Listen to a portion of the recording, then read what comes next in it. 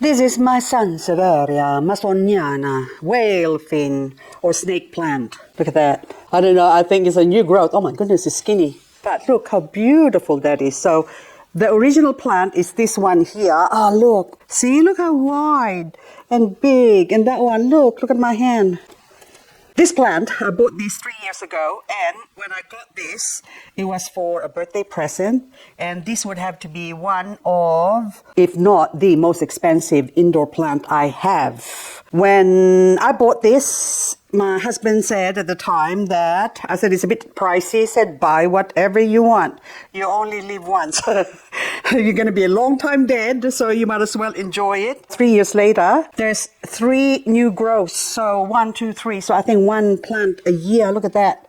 Hang on, I've got a label. Oh, there you go, Masoniana, Congo. So that's its full name. You do the Congo. You do the Congo, yeah. Okay, another unique form of mother-in-law tongue, basically. Grows to 1 meter tall and large leaves to 25 centimeter wide. Excellent indoor or shaded outdoor plants. But we are keeping it indoors. You go back there. I'm not gonna lose the label. Okay, put it reverse so we can see it. I'm actually gonna separate that, but I'm not doing it in this video. We'll do another video for that one. But anyway, isn't it gorgeous? So this one has always been an issue with me, this thing here. One of them sort of flippy floppy on the side. And so I don't like it. So I've always wanted to separate this, but just never had the chance because at the time when my husband was still alive, he did not want me to keep indoor plants because he was stuck here for 2 years. He couldn't get out of the house apart from doctor visit and hospital trips. So he's stuck here with the fungus gnats everywhere. And so he really hated it. So I really feel sorry for him. Fungus gnats was just attacking him. It's trying to get inside his nose, inside his ears, and inside his eyes, anything that's sort of wet. So and he's just sitting there watching TV and trying to catch the fungus gnats. And eventually he had this insect spray in his hand and he was just spraying everywhere around him, but then he still couldn't stop them, the little buggers. So that's why I let all the plants dry up in the hope that I could kill the fungus gnats.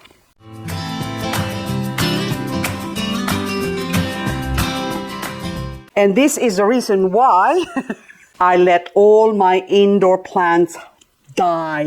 So I just did not water them. I stopped watering them. I tried to salvage them and got some fungus gnat strips, catcher, vinegar. Nothing worked. And my philodendron princess, or pink princess at the time, was so beautiful. It was growing like crazy. And that's one of the source of fungus gnats. So I have to actually take it outside in the middle of winter.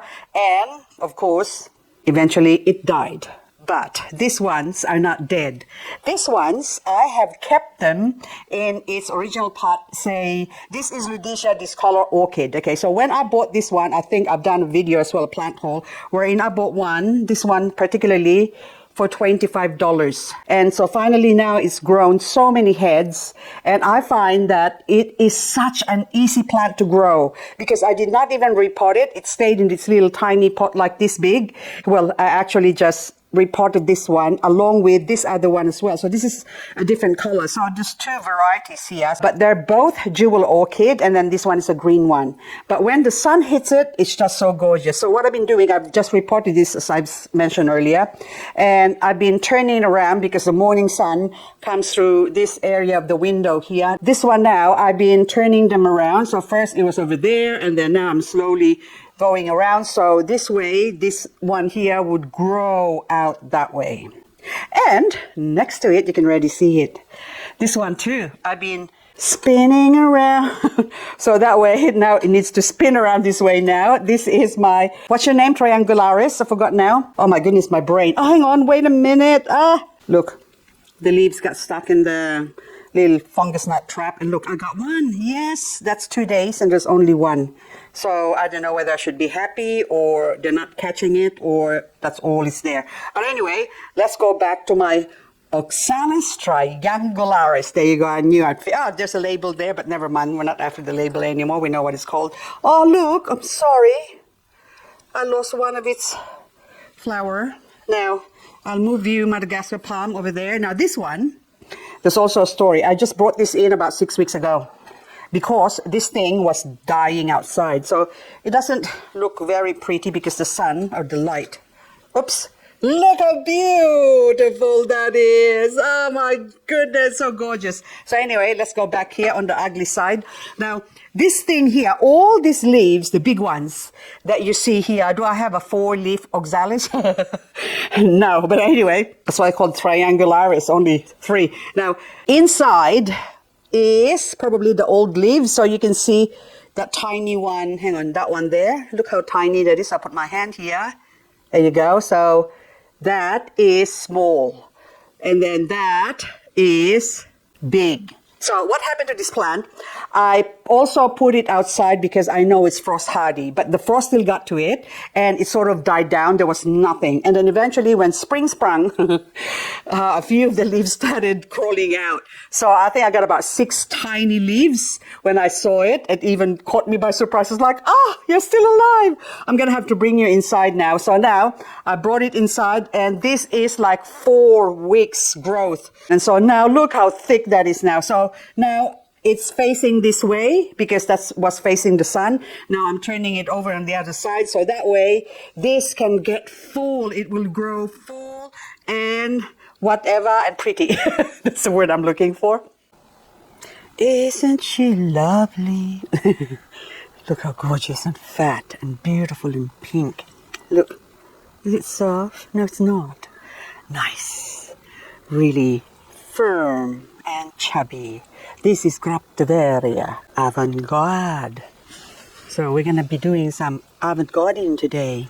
This is my original mother plant that I bought about last year for $10. And I managed to harvest a lot of the leaves on the stem to try and propagate it. But unfortunately, I didn't get around to looking after them because of things that happened in the past few months. But now I thought this thing here is just so leggy. Hang on, let me see how leggy that is. I leave it to grow and grow and grow. That means long stem, but it's not going to put out any babies. The only way this is going to put out some babies is if we chop its head off. So today I am going to do that to this plant. So I'll put you back here. And I've got a pot prepared earlier, so I'll just remove this one here. And this one now is what I have in store for this thing. For this to grow, something drastic has to happen, which is off with its head. So now I'm gonna let it dry up here because I can't plant that straight away or else it's going to rot because the tips are open to diseases and all sorts of things. And why am I doing this, you might ask? You're killing your plant. Well, if I leave it as is, it's not gonna live anyway because look, this one now you can see that is just drying off.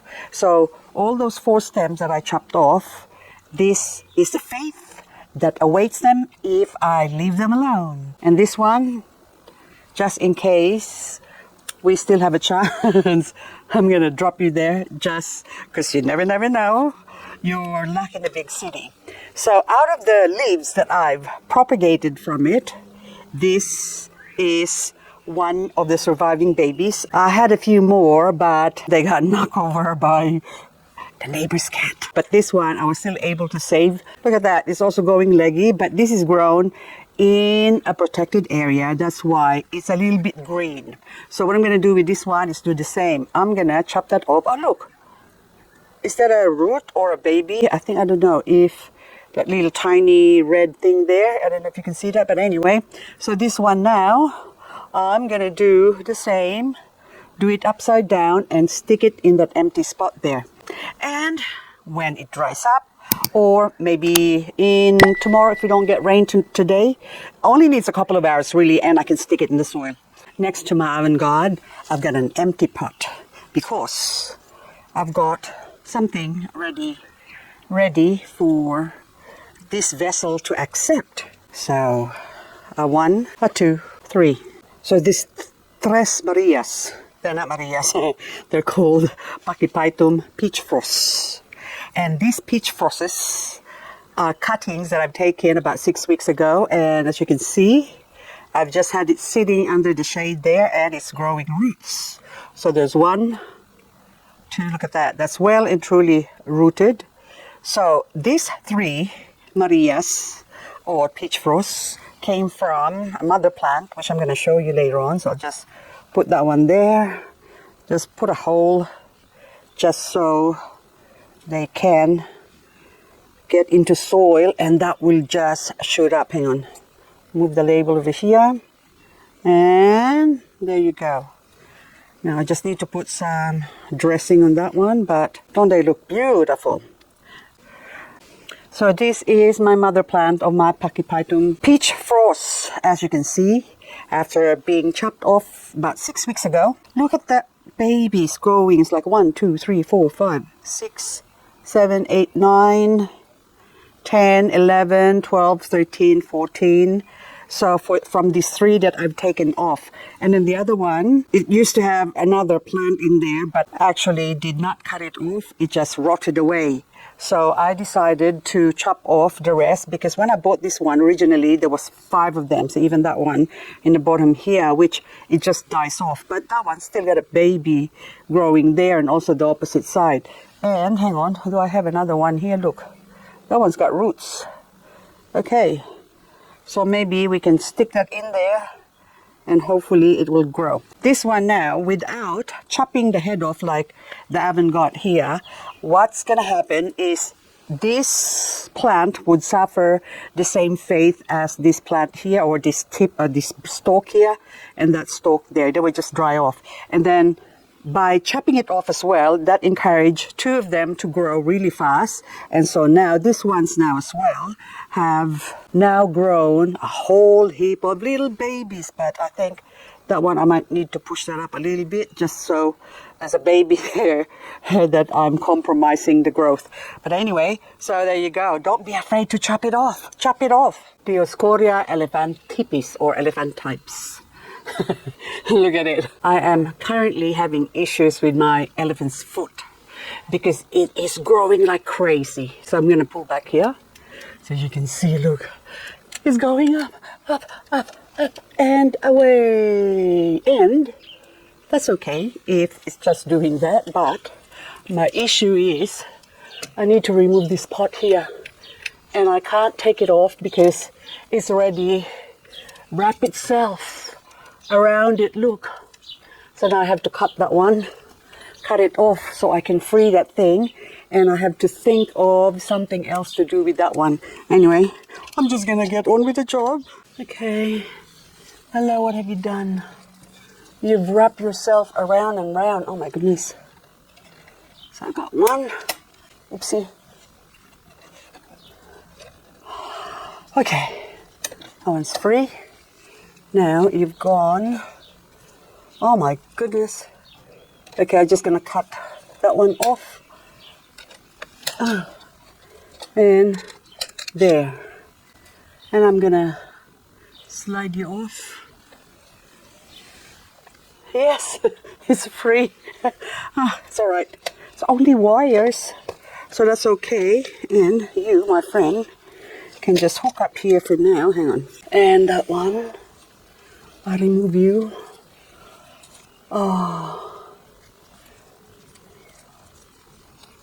there you go. Go there. Whoopsie.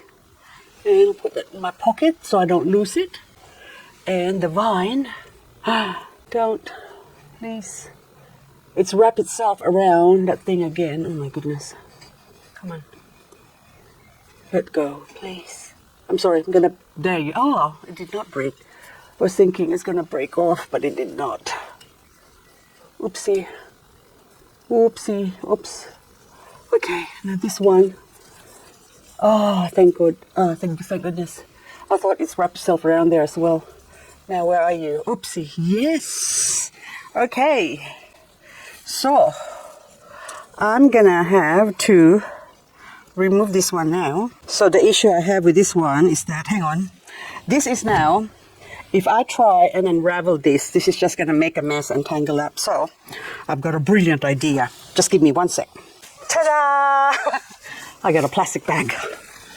Now, what I'm gonna do with this is put this one into here. Go, baby, go. Please go. Oh, sorry.